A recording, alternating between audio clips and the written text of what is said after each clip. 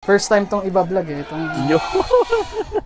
Yun. Ito yung bago ngayon. No? Bali dalawa pa nga ito eh. Oh. First time makikita sa vlog. Oh, first time to pinakita ni Sir. Tsaka talagang napakapalad natin. Kung matatandaan nyo last year, tupa, yung nandito. Hindi lang bower ang meron ngayon dito sa HBR, mga tol. So, eto nga, mga saani naman dito. Saan po muna tayo? Sa tupa o sa... Ito daw. Ito tayo. So, yan. Dati, ito yung area. Yung quarantine yung dati, no, Sir? Opo. Ngayon, nandyan na ho yung tupa. Oo. Parang dati nandun yung tupa namin, ano? Hindi, nandito. Nandyan? Oo. Kasi paiba-iba na yung lugar ng tupa namin eh. Yan ka na lang. Mas malamig po dito. Mas malamig daw dito. Ito yung mga tol. So yan, ito na yung pupunta tayo ngayon sa...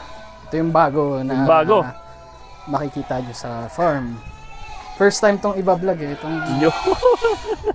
Yun. Ito yung bago ngayon. No? Bali dalawa pa nga ito eh. Oh. First time makikita sa vlog. Oh, first time to pinakita ni Sir. Tsaka talagang napakapalad natin. Kung matatandaan nyo last year, tupa, yung nandito. Ito. Ito. Ito ay tanim ko rin mais. Nice. Irrigated. Ako yun. Ganyan. Kaya ako yan inalis doon. Pag may nakita ng tao, mimihi.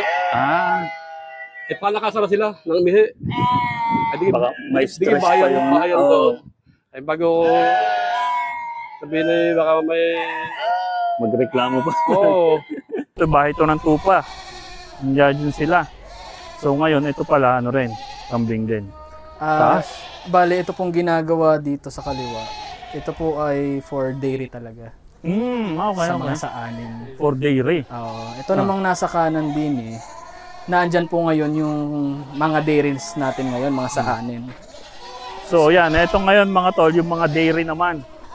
Kung doon sa kabila, mga bower, ito dairy. So first natin masisilayan to. Ganito katindi si HBR, ito yung sabi niya last year. Baka dito ako manggawa ng bahay. Ng Sir, bahay ng Kambing. Kambing ililipat mo siya dito. Mas malaki po. Oo nga, malaki pa to, Sir. Next week, baka magsimula na kami din eh. Dahil yung mga bakal pong gagamitin dyan. Nandiyan na. Kaya, kakabahay dito. Basahin ko pala next time, dito naman tayo pupunta. May bagong content. May bagong bago tayong pupuntahan mga tol. Ito po ay mas pina-improve pong bahay doon sa kabila. Lahat ng mga nakita naming adjustment, dito namin nilagay. Dito nyo in-apply. Pero ito po ay para sa mga bower po talaga. Ito po ay ang purpose po talaga namin ng bahay na ito para paanakan ng mga bower namin. So in the future yung kawayan po, yung mga laman doon, lilipat na po siya dito. Okay. Matanong niyo po bakit po may mga saanin dito. So temporary lang po sila dito habang ginagawa po yung saanin farm po doon. Grabe pala. Hindi lang bower ang meron ngayon dito sa HBR, mga tol. So eto nga, mga saanin naman dito. Sir, bakit mo naman naisipan natin magsaanin? Parang mas maganda ho kayo nang mag-explain. At kayo ang nagdesisyon. Bigay ko po ito sa inyo. Sir. Kasi before, sinabi ko na bower lang ako.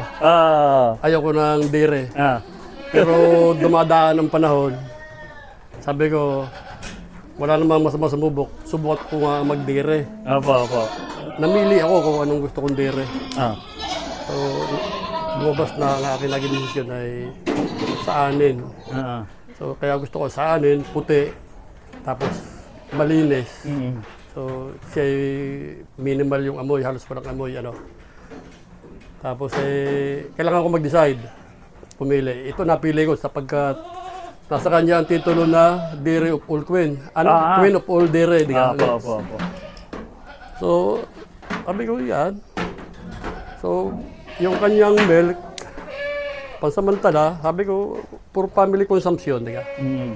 So, kung makangailangan ng mga brewer, dahil tayo ay breeder, pang-suporta, di ka? Mm. So, sabi ko, kung labis-labis ang dumating ang araw na labis-labis na ang milk, pwedeng commercial, kung may market, di ka?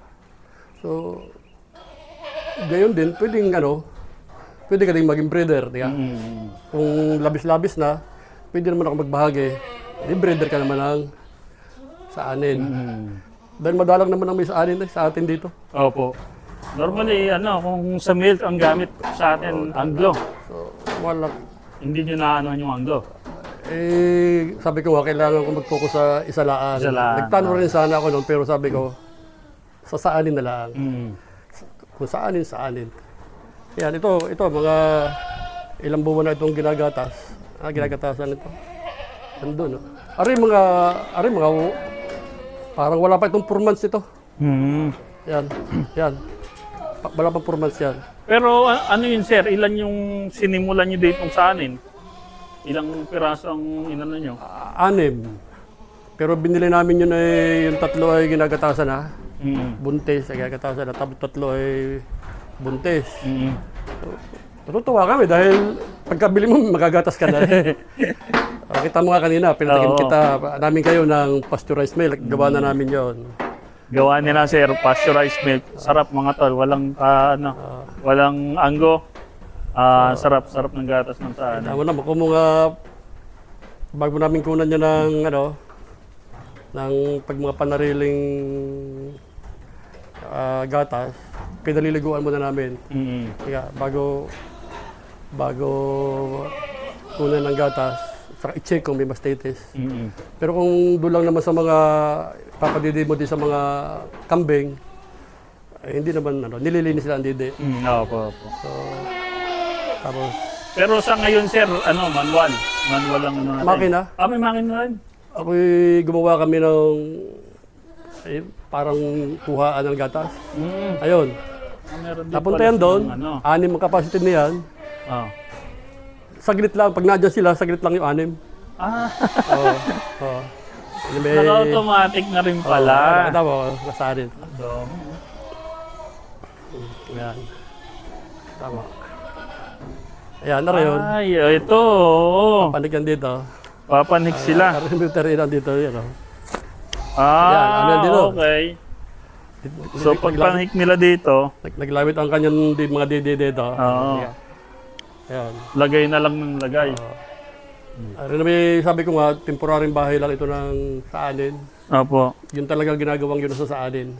At sabi nga ni JR, ito sa buwer na yung mga paanakan. Dadali namin dito. Dahil aawas doon eh. Opo. Ari naman namin barakong saanin. Ito yung barakong saanin. Kaya, makita mo, kaya dinagdagan ko ng ito. Opo. Bakal na ito. Parang naghahardal lang eh. Sa lukso lang, lampas eh. Tumatalon? Mataas na. Kung sa buwer po yan, hindi talaga yan kaya. Oo. Ganun sa saanin, may gatas ka na. Pwede ka pang breeder, may meat ka pa. Opo. Ay, yung mga lalaki, Oo. hindi naman. Malaki ng... Malaki rin nga pala. Kala ko Sabi ko. ang saan. Malaki rin pala. Kabata pa niyan. Ito yung isang taon kalahati na, wala pa. Wala pa. Kaya po ang mga dairy goats ay katulad po na saan ay tinatanggalan ng sungay. Malaki nga palang sungay nila, no? Kung makasuot po yan ay mas malala pa sa Grabe yung sungay. Pataas, hindi siya yung balikong Pero dito po sa farm, nag-disbad na kami or nag-dehorn. Nadidehorn na rin kayo ng Hindi lang namin siya na ganyan. Hindi na namin... Hindi na matanggal. Hindi na namin pinutol. Kawawa naman. Malaki na, oo. Pag pinag-aaralan namin na ari naman, ari yung na dere, pero barako. Opo. Ipagpupursibid ko sana sa anin, pero inihinto ko na. Magkakakulay. Okay. Sabi ko, gusto niya talaga puti na lang, no? Malinis tingnan. Sa Maganda. Yan. Ano to, sir? Mga palahin nyo na rin? Yung iba? Kumbaga sir, bago pa lang kami, tinatry pa namin. Hindi pa namin na-perfect Mag-dehorn. Dehorn. Bisbad. Pag lalaki, pag naka-isang buwan na, mahirap mo nang i-dehorn. Kasi ang laki ng sungay. So, yun ang nag-epekto. So, ini-improve namin ngayon. Nag-dehorn ako ng lalaki ng 15 days. Parang hindi pa rin dapat. Hindi pa din. Inatas namin ng 1 week. Yun pwede. Ah, Pwede na 1 week. Pero kung mga babae, pwede 15 days, pwede mo nang i-dehorn. pwede na. Sa lalaki, dapat mas maaga. Kung makikita mo sungay, kita mo laki-laki. Halos puro sungay na yung ulo. Oo nga po, laki. Sa mga babae, sir, medyo na-perfect na namin eh. Dehorn. Ang mga lalaki lang talaga, ang lalaki ng ulo. Sungay. Siyempre, estudyante, talagang katrial and error ka. Adjust, di ka? Matututo din, sir. Ganun talaga sa umpisa. Ayan. May nabili namin, sadyang may sungay na. Wala ka na magagawa. Itong mga to, may mga sungay. Ito yung una yung binili, sir. May dalawang ganito, tapos may 4 na nadididi na ito. Dalawa. So, ito naman kabila. Ito mo, nauna na dito, mga buwer ere. So, Yung mga bago pong confirm pregnant, dito ko na din. Dito mga dinala. Total, dito rin naman ng ano. Tingnan nyo to. Grabe yung lapad. Triplets to, sir. Ay, hindi sir. Bagong confirm ko lang. Kakukonfirm pa lang. Grabe. Ganyan lang talaga yung genetic. Oo, malaki. Ito sir, sampanihan. yan. Grabe. Grabe naman. Ngayon, may saanin na dito, kina sir. May saaning goats. And madami na rin na, sir. Ilang piraso na to? Ang saanin sir, siguro 30 heads kasama na yung mga dulo. 30 heads? Oo, pero yung ginagatasan pa lang namin, 6. May mga buntis, siguro 4. Okay. Pero pansin nyo sir, kaya dito kami nagplano na ilagay yung mga buntis. Presko dito. Malamig dito, sir. No? Iba mo. Mahangin eh. Iba yung structure namin dito sa room. Oo, may Parang ano siya. nagiging embudo yan eh. Oo. Para constant yung flow ng hangin. Tama. Saka bukod yung aming ginagamit na bubong, may insulation sa loob. Parang may foam sa gitna yun. May foam. Ang ganda oh. Hindi na ano. Kaya pala ibang-iba yung hangin dito. Kahit sir. summer. Oo. Kaya. Tapos sir, pakikita ko sa iyo yung paano kami nag-adjust sa pagdidehorn. Na. Are, 15 days, lalaki ito, 15 days ko 15 bago days. ginehorn. Pero Parang may tumutubo pa rin. Sabi ko, GR, 1 week. Adjust kami, 1 week. Tama. Tama yung lalaki na 1 week, para successful, di ka? Are babae, 1 week. So dapat 1 week. 1 week talaga, mas magandang 1 week. Ano po? So 15 days, para tutubuan pa siya eh. Yung iba naman, puro tumubo eh. Oo. Mapi-perfect din natin yan. Ito. Siguro 1 week nga na, sir. Maganda na ano. Sariling sikap Siyempre, at least natutunan na. Grabe pala. Sir, since may saning kayo, kamusta naman ang pag-aalaga ng saning compare sa bower? Anong natin doon? Pareho lang sir. Parehas lang? May iba nga lang procedure ang saanin, katulad ng maglilinis ng mga suso araw-araw. Nilinisin tayo. So, bukod dun, pareho lang. Pag magpapakain. Siyempre, mas delikadong alagaan ng bower sa lahat. Dahil sila yung super laki. Opo. Kumpara dito sa saanin. Talagang iba talaga ang bower. Mas madali silang manganak. Pero kung kukumpara nyo yan sir, mas ang liit niya para sa bower. Parang ilang months lang to ng bower eh. Kaya ang bower talaga sir, pang karne. Kita mo sir yung lalaki, kaya ikaw hindi mo na kailangan ng bet. Are. Ay lalaki. Ay lalaki pala are. Yung mga lalaki, di ka? Wala pang 4 buwan ito, di ka? Laki na. Di kaya kung sobrang-sobrahan ka sa walang bibili na maging box siya, may meat na. Tama to. Tapos itong mga breeder na yung ganitong laki na sir. Ito sir, buntis na to. Pero tinan niyo yung suso sir. Talagang parang gatasin na.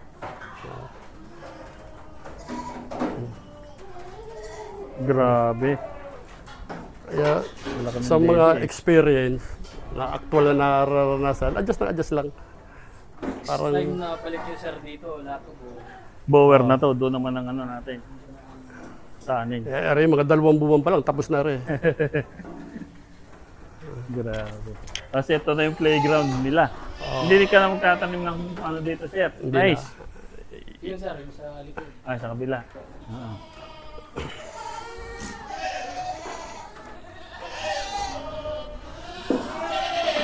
Grabe pala. Ang ginawa namin, yung lahat ng stock namin ng dumi ng mga kambing, simula sa pool, kinalat namin sa mga taniman ng mais. para Natural para fertilizer. mabuhay ulit yung mga lupa. Oo, Hindi laging umasa sa fertilizer. Ano? Oo. Kaya di ka rin, next year are. Baka are may gatas na. Di ka dami. Mapaparagdag sa 12. Hmm. Oh. Madami ng gapasin next year. Oh. Siguro 2026. Ano na yan? Opo. Ano na? Nabigyan ka? Okay. Mababait. So lipat naman tayo, JR, sa sa tupa. Ipakita mo naman. Tupa. Yun, may tupa pa dito. Let's go. Tingnan natin.